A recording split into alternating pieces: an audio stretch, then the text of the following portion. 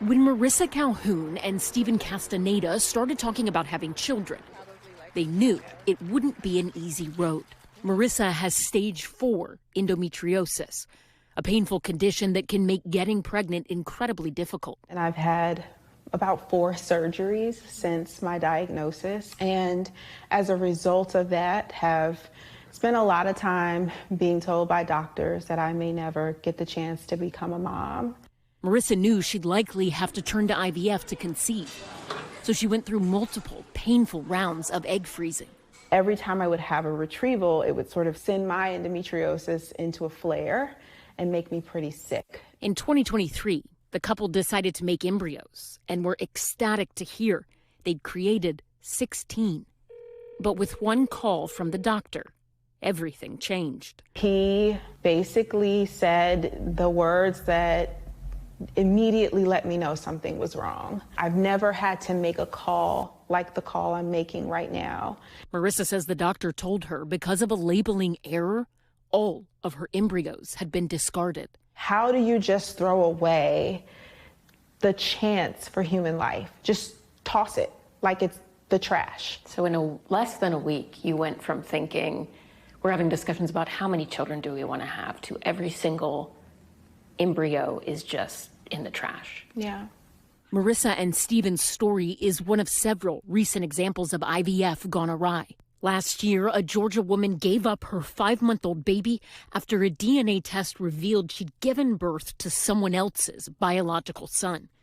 Both she and the other family had used the same South Carolina fertility clinic for IVF. It's like the happiest day of their life. It's like the worst day of mine. Nightmare scenarios like these are thought to be rare, but an NBC News analysis found that in the last 5 years, more than 300 lawsuits have been filed over similar claims, where fertility clinics or related companies allegedly lost, destroyed, or even swapped patients' embryos, eggs, or sperm.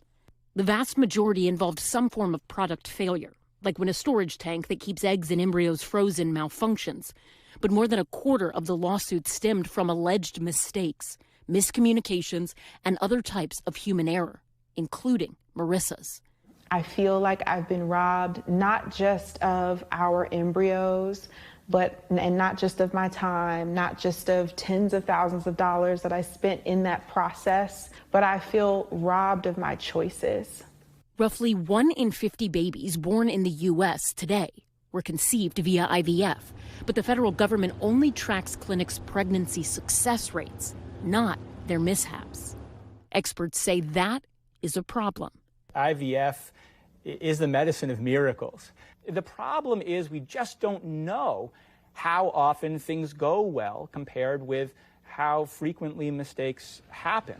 Dov Fox runs the University of San Diego's Center for Health Law Policy and Bioethics. So in other areas of healthcare, most states strictly require hospitals to monitor and report what they call never events. These are avoidable and serious errors that just shouldn't happen. Things like mismatched blood transfusions and surgery on the wrong patient or body part. We don't see this in assisted reproduction.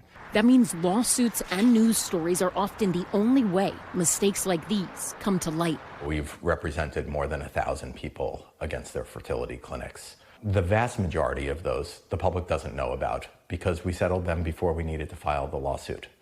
And ultimately, Marissa and Stephen say that is why they decided to come forward and file a lawsuit against their clinic. If enough of us speak out, there will be more regulation. There will be more protocol put into place. That's my only hope. The clinic declined to comment on an active case, but denied the allegations in a court filing. The American Society for Reproductive Medicine, a professional association that recommends best practices for the fertility industry, says IVF is regulated essentially the same way as all medicine in the U.S., and that lawsuits are an important component. As for the couple, they're starting over from scratch at a different clinic. Is that hard for y'all to trust the system again when you know, regulation-wise, nothing has changed to prevent it from happening again? It's extremely hard. I do think that the industry at large has gotten away from human care and patient care, and it has become big business. That level of carelessness is the only way that I could wrap my mind around someone taking the potential for human life and just throwing it away. Thanks for watching. Stay updated about breaking news and top stories on the NBC News app or follow us on social media.